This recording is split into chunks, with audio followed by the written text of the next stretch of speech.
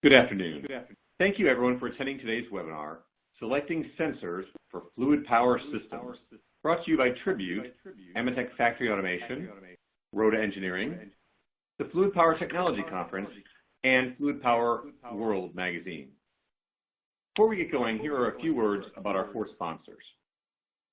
We don't have to tell you that Tribute. We don't have to tell you that fluid power distribution and fabrication is a tough business. Fortunately, Tribute's distribution and fabrication management software could help.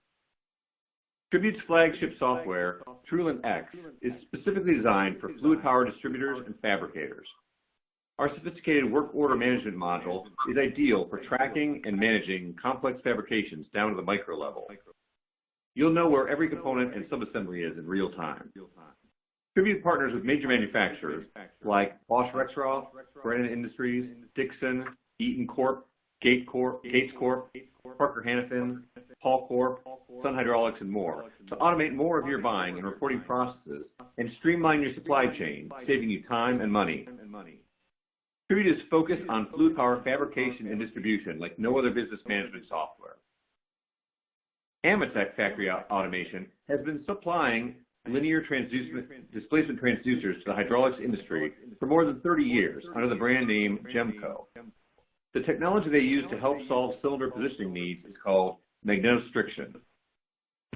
Magnetostriction transducers are the preferred feedback in hydraulic cylinders. They are absolute and can survive the conditions associated with hydraulic cylinders. Whether it's high temperature, pressure, or high cycle rate, there's simply nothing to wear out. AMETEK transducers are known for their flawless operation in the most demanding and hostile environments. AMETEK provides linear transducers in a variety of package styles and output types to meet your positioning needs. Visit their website at ametekfactoryautomation.com to review their complete product offering. Roda Engineering's linear position transducer utilizes proven Hall effect technology designed specifically for the mobile hydraulic cylinder market. The LA was designed to have the smallest footprint possible so that critical ASAE pin-to-pin dimension of existing cylinders would not be required to change. These sensors have been created to endure harsh applications in mining, agriculture, construction, and military, to name a few. The mechanical packages allow the sensor to be installed internal to the hydraulic cylinder, external to the hydraulic cylinder, or even designs where the OEM can install the transducer on the assembly line or in the field. The latest feature, released at ConExpo, is a field calibratable sensor. This sensor allows for end users to override the factory calibration and select any portion of the active stroke zone to output a full-scale signal to achieve maximum resolution.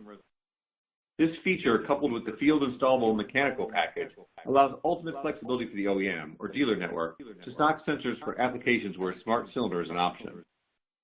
Roda Engineering designs and manufactures linear transducers for tough applications where robustness is required. Transducers can be designed up to 130 feet in length for use 20,000 feet below the surface of the ocean, for hazardous environments, and have voltage, current, PWM, dual, verification, and CAN bus, CAN open, isobus output options. Roda Engineering Limited can be reached at info@roda-eng.com or visit the website at roda-eng.com. And the second annual Fluid Power Technology Conference will take place at the Milwaukee School of Engineering on May 16th and 17th. The conference is designed to bring technical fluid power information to professionals who design, maintain, repair, and operate machinery and equipment powered by fluid power systems, both hydraulic and pneumatic. We invite you to register for this first-class educational program where you will learn from fluid power experts, gain insight to create reliable systems, and network with industry peers. For more information on the event, go to fluidpowertechconference.com or click the Fluid Power Technology Conference widget located on your screen. All right, now just a couple of housekeeping details before we get started. You should ask all questions related to the webinar in the Q&A box. Answers will be asked during the remaining time. If we did not get to your answer, our presenters may reach out to you afterwards. The webinar slides as well as additional resources can be found in the resource box. We encourage you to tweet with us. Simply sign in through the Twitter box. Today's hashtag is automatically added to your tweets. If you have any questions in the ON24 system or need help, please refer to the help widget on the bottom of your screen. If you're watching this on demand, you can still use all the features I went over. And then lastly, there is a bio widget with all the presenter information, including emails. My name is Paul Heaney, and I'm the editorial director for Fluid Power World. A little background on me. I have a mechanical engineering degree from Georgia Tech, and I've been covering the engineering and manufacturing world for more than 20 years. I'm pleased to be your moderator today. I would like to take this opportunity to thank our presenters for being here today and to introduce them. Carl Dyke has learned a few tricks about keeping it as simple as possible for whatever fluid power parameter needs to be measured. Carl is a millwright electronics tech who has built driver training, collision avoidance simulation machines to sawmill automation systems from scratch. As the president of training company CD Industrial Group, he often works with his own team to build up fluid power systems that integrate sensors, or with clients who need to select them for their own machinery. Ted Mortensen has been a journeyman instrumentation technician in the nuclear generation industry. With his background as an electronic technologist for Airport Weather Reporting System, Ted has commissioned and maintained sensors, instrumentation, and control loops of all kinds. Over the last several decades, Ted has instructed industrial electronics and instrumentation programs at technical colleges in North America and abroad. Ted works with CD Industrial Group to write and deliver technical training programs and solve control-related products for clients. And now, without further ado, I'm going to hand the mic over to Carl. Hey, good morning, everyone, or good afternoon, wherever it may turn out that you're located.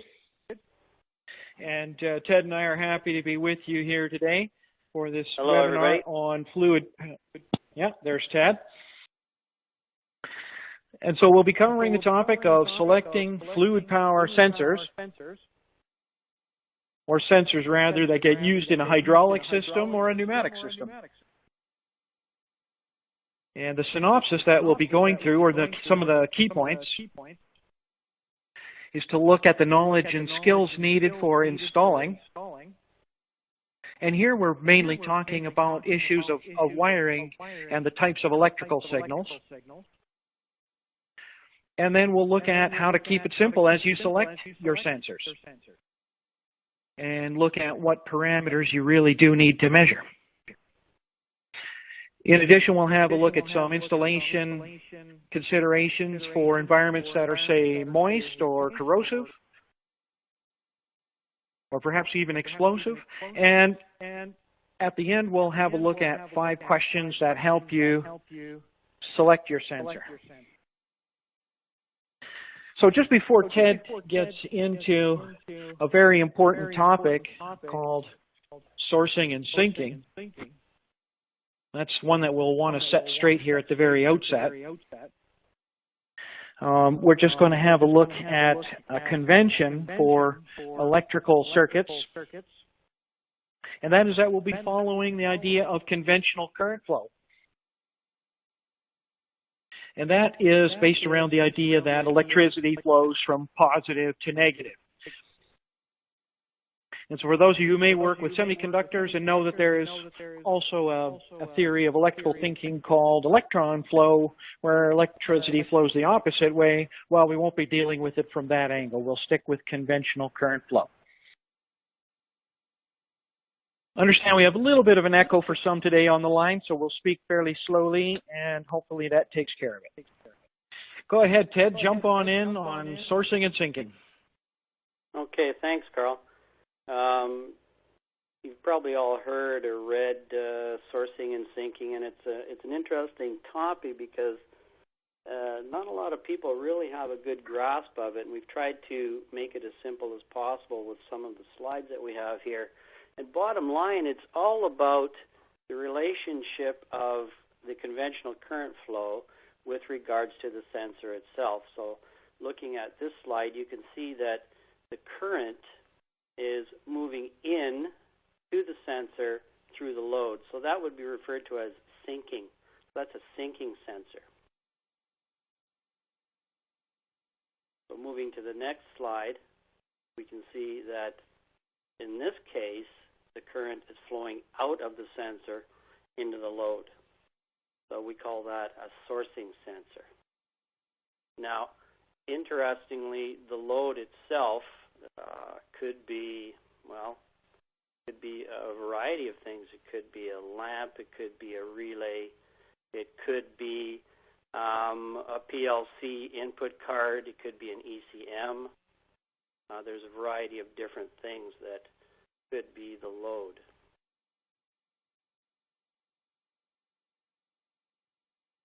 So here we have a couple of examples of sourcing and syncing at work. These are simple two-wire examples. A lot of sensors that are semiconductor-based have three wires, but at least if we look at these two examples in the two-wire sense, we can get a quick feel for the difference between sourcing and syncing.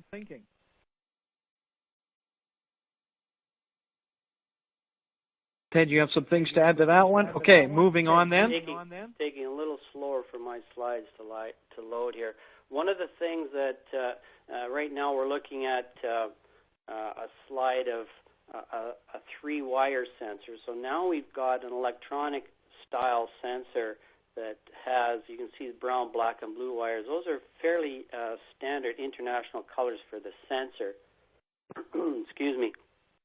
Now, in every case, the black wire is the output wire to the sensor, to the load. Now, the interesting part about the sensor and the load is consider changing the load from a bulb, a lamp, a relay coil. Change that load to a PLC. Now, if this is a PLC card, the PLC will also be referred to, it's either a syncing or a sourcing load or a syncing sourcing card. Now, if you look at this particular drawing, if the sensor is a sourcing, then you better be sure that the PLC input card is syncing. They need to match. Moving to the next slide, if we have a syncing sensor, then your PLC or your load would have to be sourcing.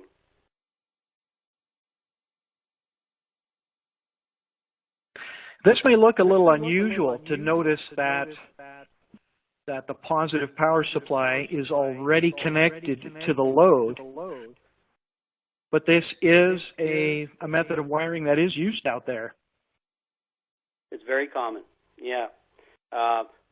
What might not be as common, or maybe something that folks haven't seen that much, is a PLC sourcing card. There's certainly plenty of them out there, though. So a lot of sensors, whether it's a pressure sensor, whether it's a pressure switch or a level switch or a simple proximity switch, will have this configuration shown in the diamond box with those three wires, black, brown, and blue. And later on, as we're going through the presentation, you're going to see a lot of wiring diagrams straight off of product labels. So we just wanted to get this clarified early. Just another quick point. It's the switch itself, the internal wiring of the switch. If you look at the name of this one, this is an NPN. That goes back to the type of electronic device that's internal to the switch. It's an NPN bipolar transistor that's actually in the switch. And depending on the configuration in the switch could be either normally open or normally closed. So you've got a lot of different options when you're looking at purchasing switches of this nature. So far we're talking primarily about sensors that give a switching output, simply an on and off type of response. A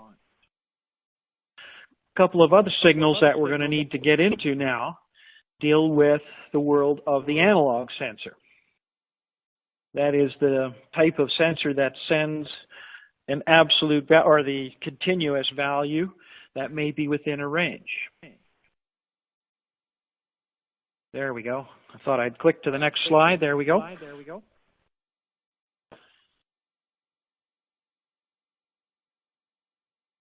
I'll let Ted jump in on this one.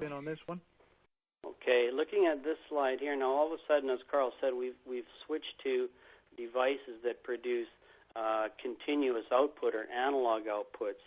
So we would be talking about what's referred to as a transmitter. So the transmitter would be connected to some kind of a device that produces a signal that needs to be converted to a standard signal.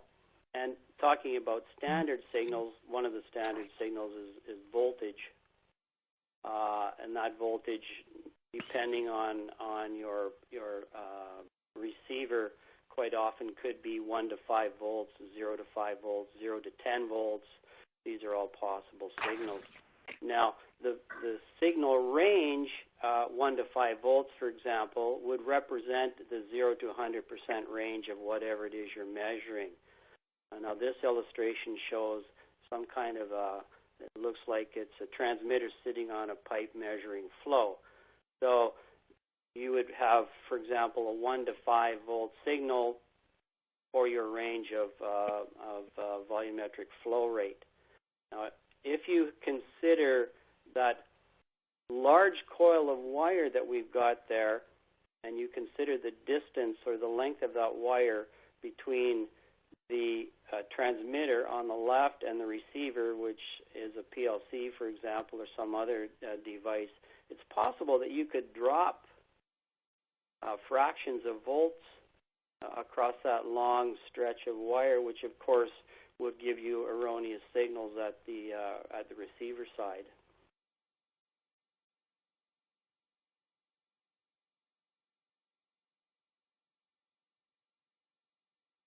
Here's a typical voltage type transmitter. Carl, Oops, I'm sorry. No, I'm sorry. I may have bumped you around there. Go ahead. Sorry. Okay.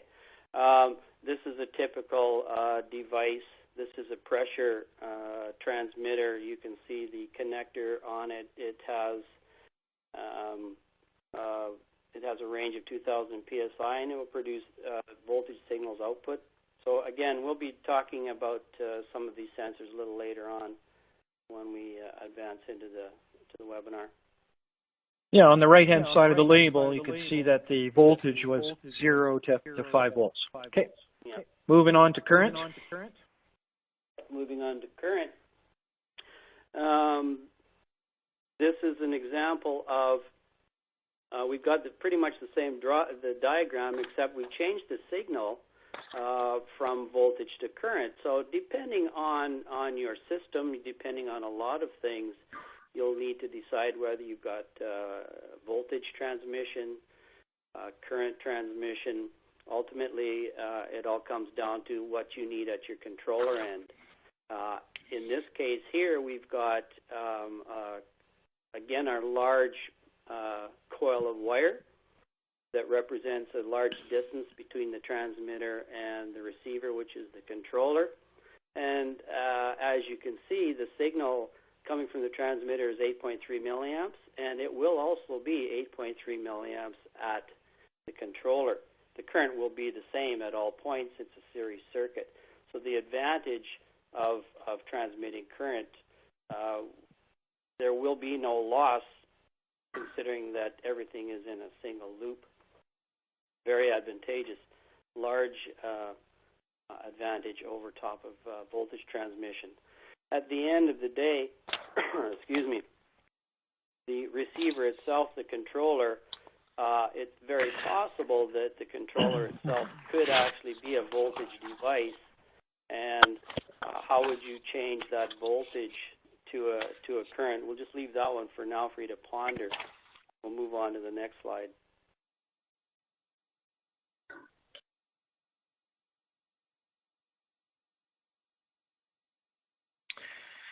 So let's get into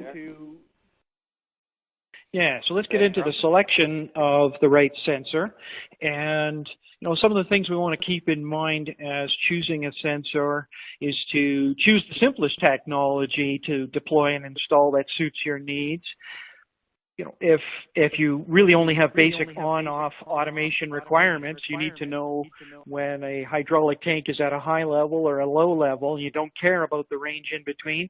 You choose a simple on-off switch type of sensor. If, on the other hand, you need to know the actual value of a variable at any place in between, now you're choosing a transmitter or a transducer that produces some type of an analog output signal. And sometimes you can get away with something in the middle ground if you get a sensor that has some programmable features on board. Maybe you can even get away without needing an ECM or a PLC. So there's lots of different choices there, and we'll try to point out some of these differences. Thinking about the wonderful world of fluid power, hydraulics, pneumatics, we remember the good old FPA triangle, which is some of our units. And of course, we'll have flow in addition to this, thinking about issues such as force over an area, which translates into pressure in the end, things like PSI bar or kPa. If we start to think about a very simple type of pressure instrument that we're all familiar with, if we work with a hydraulic or pneumatic system, that is the gauge that has a Borden tube inside that changes its shape predictably as pressure is increased, and some pressure switches even rely on the use of a Borden tube to deflect internally, or perhaps there's bellows or a piston. Whereas if we move to the world of a pressure transducer or transmitter, then quite often we're looking at the piezoelectric effect or a thin film.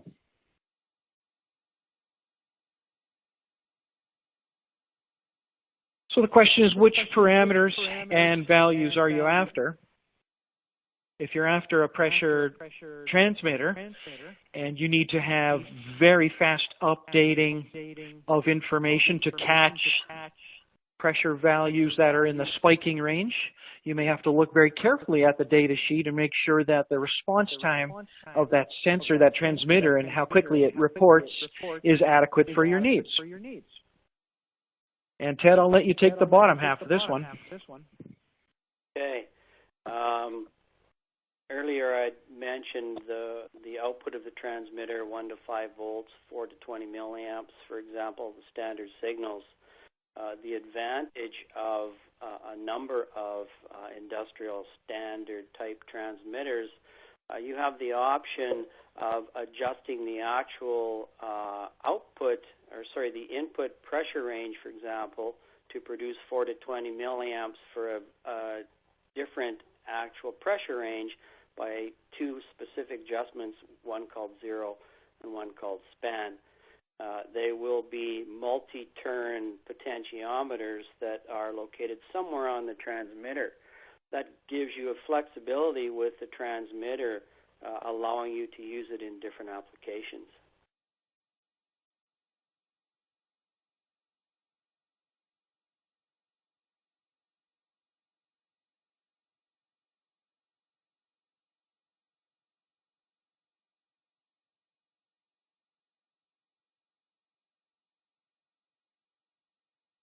Speaking of pressure transmitters, the transmitter itself is basically made of 2 parts. The transducer, or the sensor itself, which senses the pressure, and the transmitter. And the transmitter is the part that converts the signal, the usually small signal from the transducer, into something useful, into a standard signal, such as 1 to 5 volts, 4 to 20 milliamps.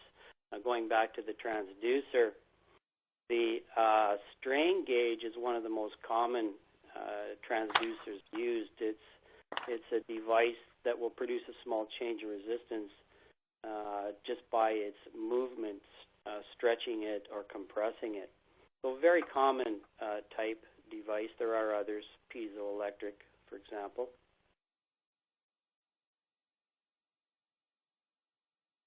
This is exactly what I was talking about earlier. Here's the option on the transmitter. You can see in the picture somebody's got their hand in there and a small screwdriver adjusting the transmitter so that you can actually produce a current output range of 4 to 20 milliamps with a specific pressure range. In this example, the first one we've got 20 to 100 psi. And it's quite possible that that very same transmitter could be adjustable to give you 4 to 20 milliamps out with a pressure range input of 30 to 150 psi. Gives you some flexibility and some options of where you can actually use this transmitter.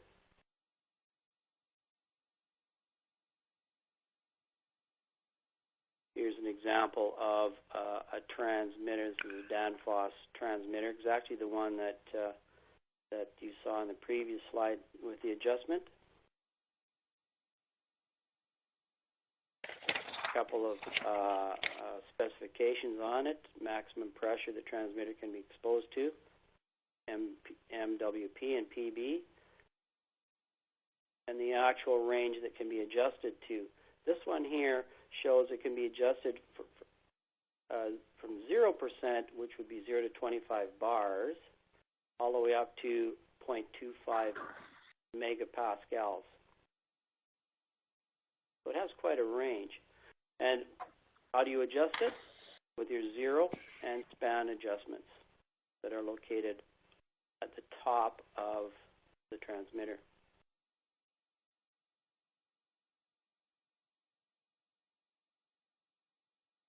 Put a cool little drawing down on the right-hand corner of this slide. This is a pretty universal drawing of what would be referred to as a two-wire loop. This is a two-wire 4 to 20 milliamp loop. Somewhere in your circuit, you will have a DC power supply. Depending on how many transmitters you're using, it's possible that you could supply 2, 3, 4, 5, 10 transmitters from a single power supply. Now, the transmitters would be wired in parallel to the power supply, and the actual power supply itself would be in series circuits with each transmitter. The controller is a load, and you could put other loads in the circuit, other loads being recorders, some other devices that you might want to use to know exactly how much current is flowing in the loop. So in this case here, the two-wire transmitter, you can see we've labeled it 1 and 2 on the transmitter, which matches the supply 1 and 2 on the Danfoss transmitter. And the power supply itself, if you look at the specification, it shows 10 to 30 volts DC, and that means that you go ahead, pick us a power supply. If it's a 24-volt power supply, it doesn't have to be regulated. It could run to 22 volts, to 25 volts. The transmitter is smart enough to ensure that if the power supply voltage drifts, it will maintain your current output regardless. Very cool device. Carl, you want to jump in? Yeah, all right. So moving on to the world of volumetric flow rate. Typically, we measure values such as gallons per minute, liters per minute, cubic feet per minute. And that might use one of a few different technologies. The less expensive flow meters typically are magnetically coupled. And so the indicator band on the outside is usually following a magnet that's moving on the inside. And then the trickier ones, or the more accurate ones, typically make use of a turbine.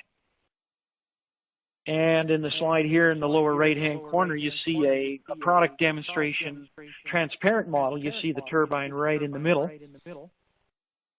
These are the most accurate, and they're typically calibrated to volumetric flow, but it operates by determining the fluid velocity. Ted, you have some things to add on that one? I do. What you'll find, too, with turbine flow meters, if you buy a turbine flow meter, it will come with a tag. There'll be, quite often, there'll be a metal band around it that has a K factor. And that's a factory determined and measured factor that is used for calibration. And its units are pulses per whatever the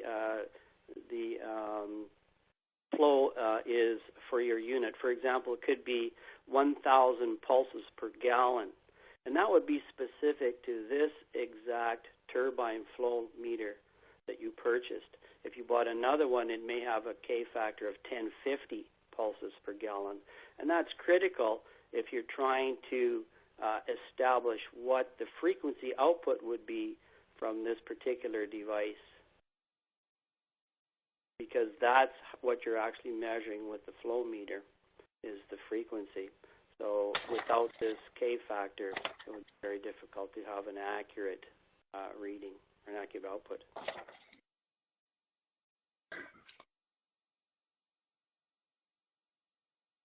Okay, moving on then to the wonderful world of temperature. Oh, I think Ted and I may have both clicked this slide there. Yeah, sorry, I'll let you run I'll it. let you back up. Okay, I'll back up one. Okay. There we go. Yeah. The typical values to get measured for temperature, different scales showing there. And of course, temperature may be measured in the SI units, sometimes called metric, or there may be a measurement in Fahrenheit that's needed. Ted likes to measure temperature, so I'll let you carry this one. Okay. If we move along now to measurement devices, probably the two biggies in industry are RTD or thermocouples, and you know, people ask quite often which one is better. Well, it depends on the application, depends on a lot of things, and we'll talk about some of those as we move along. Interesting picture on the left-hand side. If you look at which one is which is an RTD and which is a thermocouple, the housing is pretty much the same. It's very difficult to tell by looking at the housing what the actual measurement sensor is inside.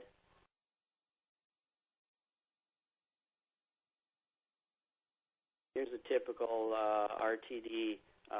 On the left, we've got it cut right down in half.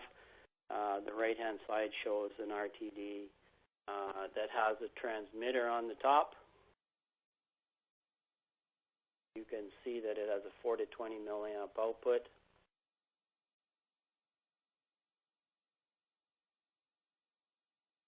So RTD, basically it's a device that changes its electrical resistance with a change in temperature, and it's positive temperature coefficient. So if the temperature goes up, so does its resistance. And it's fairly linear, which is very useful, unlike some of the first measuring devices, a thermistor, for example. Thermistors were terribly nonlinear, not applicable in industrial applications with any type of temperature range measurements. So these RTDs are very useful for control applications. What are they made of? There's a variety out there, but the most common is platinum. Platinum RTD. Typical range is minus 100 to 650 degrees.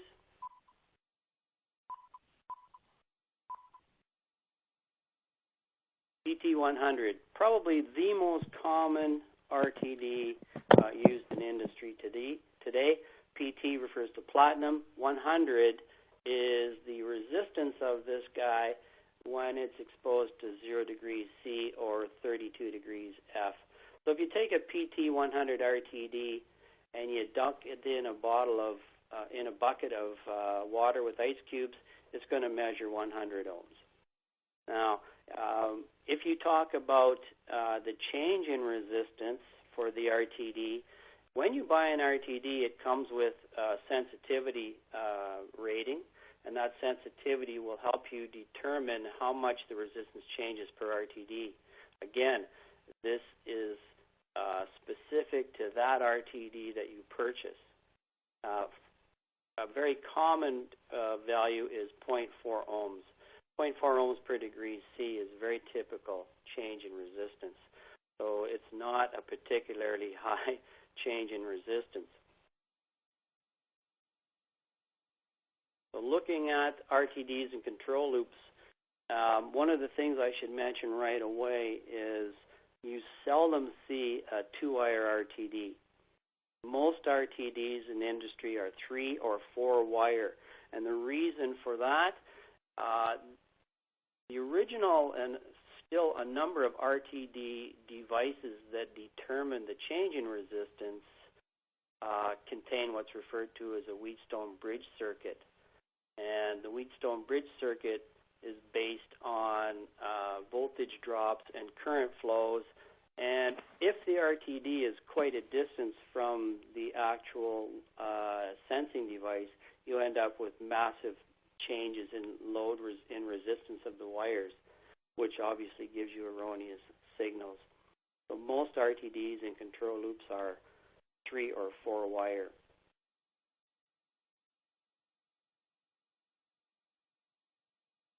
Okay, moving on to thermocouples. Thermocouple, as opposed to an RTD where you get a change in resistance, a thermocouple is a device that will give you a change in voltage. Gives you a change in voltage across the open terminals based on a change in temperature at the receiving side. What is a thermocouple? Two dissimilar metals, what do? You weld them together. There are a variety of thermocouples out there, type J, T, E, K. Each one of those types, we're referring to the types of metal that they're made of. Here's an example of a type J thermocouple. It's iron constantan. You have a voltage that's created at the junction, and you have to measure it at the reference end. Note the extension wires that run from the actual thermocouple to the receiving device or the transmitter.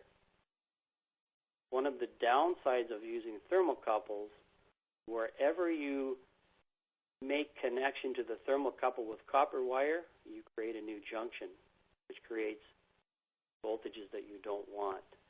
So you need to have what's referred to as extension wire, which is the same material as the actual device, same as the thermocouple itself. So this table here shows comparison between the two. And so just to jump in there briefly on issues of hydraulics, typically the RTD is quite popular for the pressure transmitter, but the thermocouple does show up on those valves that typically open up to bring cooling water into a heat exchanger as sensed by overheated hydraulic oil in a hydraulic reservoir. So you do see both of these show up on hydraulic systems, RTD being a little bit more popular for the electronic sensor.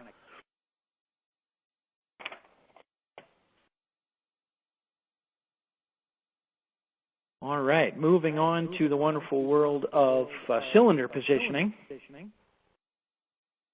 Some cylinder position instruments are quite simple. Some of these switches that locate on either the rod end or the blind end of either a pneumatic cylinder or a hydraulic cylinder are really just the same simple inductive proximity sensors that you see mounted all over on machinery in a production plant. And then moving on to fancier technologies, things like magnetostrictive technology or the Hall effect can be used to sense positions with a high resolution for positions anywhere in that cylinder stroke length. And some of those sensors, because of the way the math is calculated and processed in software, can also provide velocity measurement.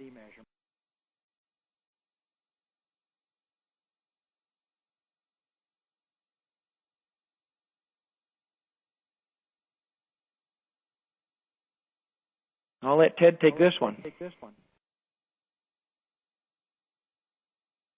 Proximity sensors. All right, moving along, we've got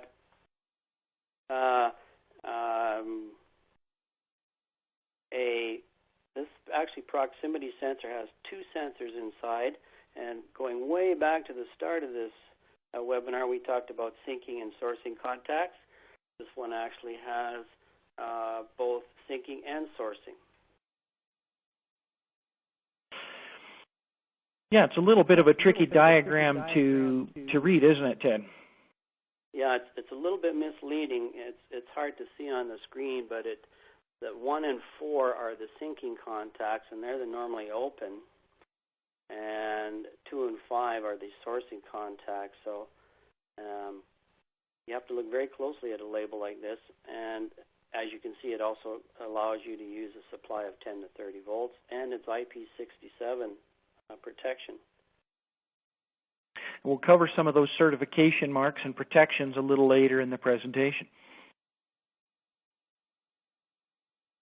Here's another example of the type of cylinder-mounted proximity sensor that can detect the piston as it makes it to end of stroke, either extended or retracted, and just the type of wiring diagrams that you bump into. This one isn't labeled as PNP or NPN. It's not labeled as sinking or sourcing, but we can see that there's a positive supply line on one of the pins, the negative or common on the lower left, but then in the lower right-hand corner where it shows that it's a normally open switch and we're heading out to power a load, such as a bulb or a solenoid or sending a signal to a PLC input card, there we get a feel for what the wiring in this sensor is set up to do.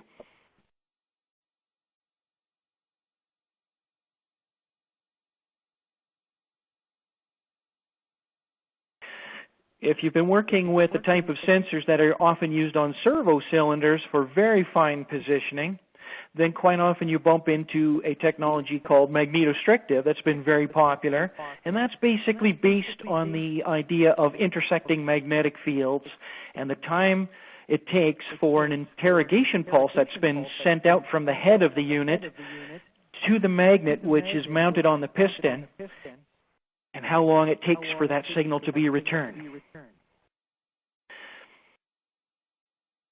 And also becoming popular now is the use of a sensor that looks very similar from the outside as it's mounted into the cylinder, still a piston mounted in the magnet, but in this case using Hall effect, which is the idea of sensing the strength of a magnetic field.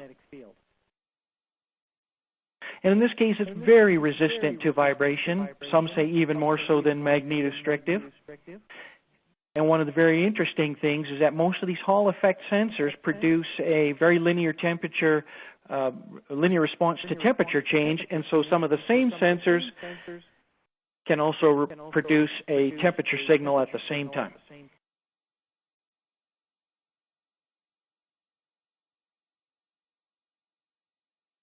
Keeping track of the height of the fluid in the hydraulic reservoir is a very common one. In some cases, though, a simple float switch is really nothing more than another limit switch or perhaps another very basic position sensor. It may be the kind that has proximity sensing on the rod, or it may be a float that actually bumps into and activates hard contacts. Some of the newer interesting technologies that have become more popular include the vibrating fork and the ultrasonic sensor as well. So we'll see a few of those. So the float may rise and fall with the level and activate a switch, or there may be Hall effect sensing in there. In some cases, you're wanting to use, instead of a point technology where you just look after some particular point, either high or low in the tank, you're looking for a continuous measurement. In that case, you're switching over to an analog type of sensor like the ultrasonic one shown in the image on the right, lower right. Point measurement being illustrated by a simple float switch. Vibrating fork, which is an interesting technology that's become kind of current, where a constant frequency is being resonated through a fork and it changes its resonance when it becomes immersed in the fluid. Here's an example of a vibrating fork type of sensor. And again, when we read the label, we see this one is a 3-wire sensor, and it's set up as PNP, or sourcing, as Ted referred to it earlier. Something Ted and I should also clarify is to look at these labels and notice what the maximum load current is. In this case, it indicates 200 milliamps, which may actually be adequate for directly powering a valve solenoid. On the other hand, you may be working with a sensor where the maximum load is perhaps only 30 milliamps.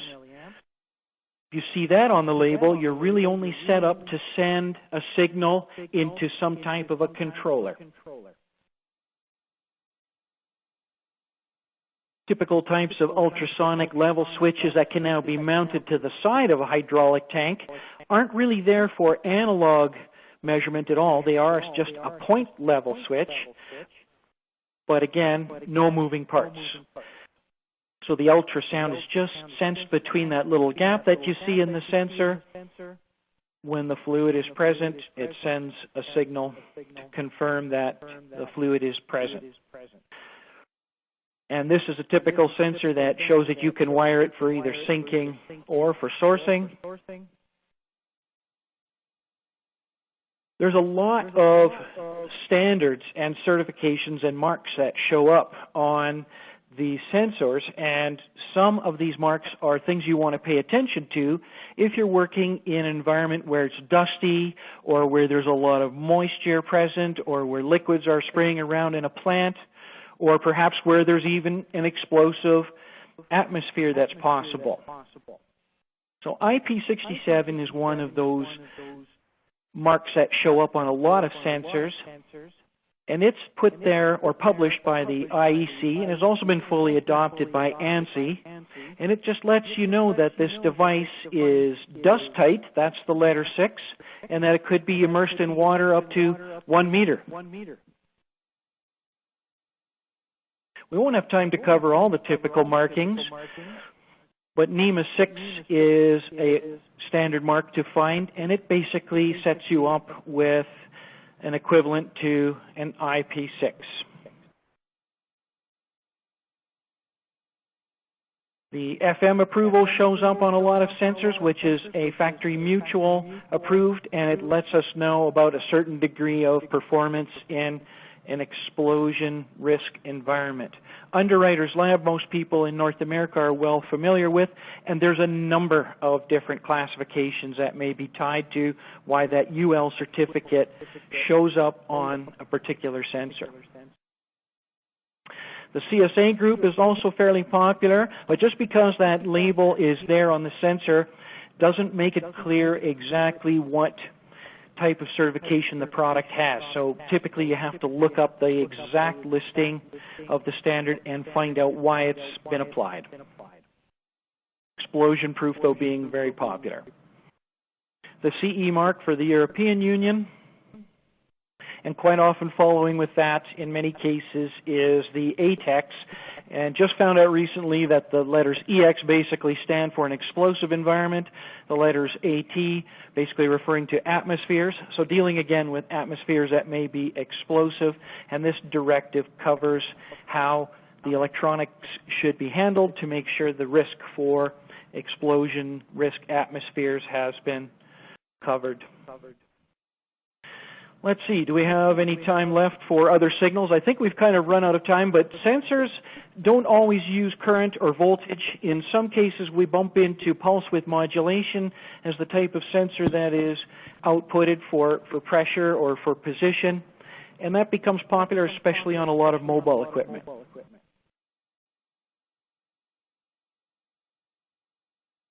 Yeah, as Ted would probably remark, replacing a lot of older potentiometer types of signals. Some position sensors you'll bump into will indicate that the output is actually an SSI type of signal, and that's a bit of a strange one, kind of beyond the scope of the time we have today, but in some cases the SSI is a handy signal because it's basically a form of serial interface, a very simple type of networking. Ted, anything to contribute on that one? Not at this point, no. Okay, well I think that pretty close to wraps it up. Here's an example of a magnetostrictive sensor that's outputting an SSI serial interface.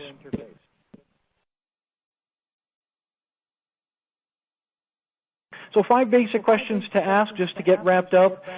Any special operating environment concerns? Those are things that make you want to address how large the sensor might need to, helps you address whether or not you need to look at explosive proof ratings and moisture proofing ratings. how much information do you actually need to measure? If it's just a simple on-off type of signal, a basic switch may get that done.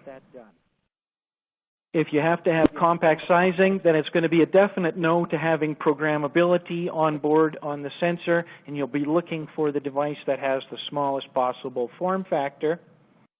Will the sensor be used to drive a load directly, like a valve solenoid or a lamp, or will it just be connected to an automation controller? If it's yes to the load, then we have to make sure the sensor can drive a sufficient load current. On the other hand, if you're connected to a controller, then what type of signals are required at that controller? That's where we go back to the beginning, where we were dealing with voltage, current, and some of those other signal values. Then just wrapping up, question number 5, what type of connections and cabling are required or are in standard use at my plant or on the machine? And in some cases, all you're after is a simple pigtail connector coming out of the back of a molded connection on your sensor. Very simple, usually saves you a little bit of money. On the other hand, there may be some issues with specific types of connectors to be used, or you'll be dealing with perhaps the distance between the sensor, the transmitter, and the controller or the load. So that just wraps it up, and we'll turn it back over to Paul. All right. Thank you, Carl and Ted. Well, a great presentation. All right. We will now use the remaining time for our Q&A period. We have some that have been coming in, but it is not too late for you to send in your questions. Simply use the dialog box on your screen. All right, gentlemen, first question. If a data sheet for a sensor shows a 0 to 10 VDC output, can I use it for a controller expecting 1 to 5 VDC signals? Ted, do you want to take that one? Sorry, what was that again? I missed that. We'll just have Paul read the question one more time there. Sure. If a data sheet for a sensor shows a 0 to 10 VDC output, can I use it for a controller expecting 1 to 5 VDC signals? Depends on the controller. Some of the controllers will allow you to perform scaling of engineering units. But if it's a straight 1 to 5 controller with absolutely no possible way of scaling, the answer would be no. All right, fair enough.